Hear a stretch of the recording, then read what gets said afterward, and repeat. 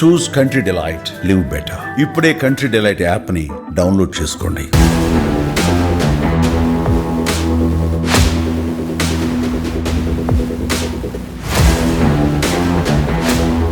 Corona వెళ్లిపోయినట్టేనని, ఆ భయం ఇక అవసరం లేదని అంతా భావించారు. కానీ ఇప్పుడు పరిస్థితి అలా లేదు. కరోనా మళ్లీ పంజా విసురుతూ తన ప్రతాపాన్ని చూపిస్తోంది. ప్రపంచవ్యాప్తంగా రోజు రోజుకు కరోనా కేసులు నమోదవుతున్నాయి. అంతేందుకు పొరుగు రాష్ట్రం ఆంధ్రప్రదేశ్తో పాటు తెలంగాణలో కూడా కరోనా కేసులు మెల్లమెల్లగా నమోదవుతున్నాయి. కేంద్ర కోవిడ్ డాష్ బోర్డు సమాచారం ప్రకారం దేశవ్యాప్తంగా మొత్తంగా 1009 కేసులు నమోదయ్యాయి. ఈ దెబ్బతో కరోనాతో 7 మృతి చెందటం అనేది ఆందోళన కలిగిస్తోంది.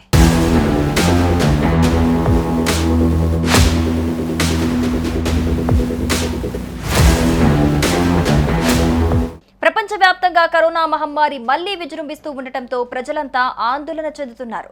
ప్రధానంగా హాంకాంగ్, చైనా, సింగపూర్లో కొత్త వేరియంట్లు వ్యాప్తి చెందుతున్నాయి. మే ప్రారంభం నుంచే ఇండియాలో కరోనా కేసులు పెరుగుతూ ఉండటంతో ప్రజలు భయాందోళనకు గురవుతున్నారు.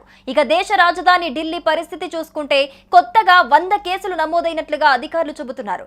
దీంతో దేశవ్యాప్తంగా 1009 కేసులు నమోదయ్యాయి. ఈ కరోనా దెబ్బకు మహారాష్ట్రలో 4, కేరళలో 2, కర్ణాటకలో 1 మరణించారు.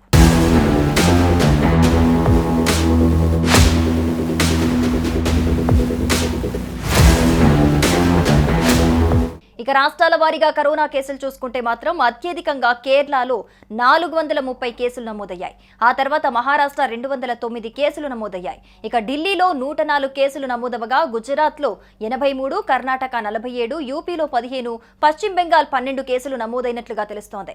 ఇక ఏపీ, తెలంగాణలో కలిపి 4 కేసులు యాక్టివ్లో ఉన్నట్లుగా సమాచారం అందుతోంది. అస్సాం, బీహార్, అండమాన్ నికోబార్, అరుణాచల్ ప్రదేశ్, హిమాచల్ ప్రదేశ్, జమ్మూ కాశ్మీర్ రాష్ట్రాల్లో మాత్రం ప్రస్తుతం ఒక యాక్టివ్ కేసు కూడా నమోదవకపోవటం విశేషం.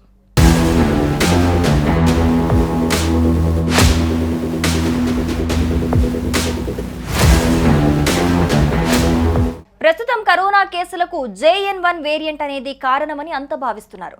ఇది ఒమిక్రాన్ BA.2.86 వేరియంట్ నుంచి వచ్చిందని మొదటిసారిగా 2023 ఆగస్టులో దీన్ని గుర్తించినట్లుగా తెలుస్తోంది.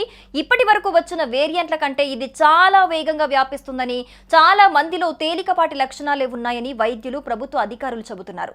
అయితే కరోనా కేసులు పెరుగుతున్న నేపథ్యంలోనే ప్రజలెవరూ ఆందోళన చెందాల్సిన అవసరం లేదని వైద్యులు చెబుతున్నారు.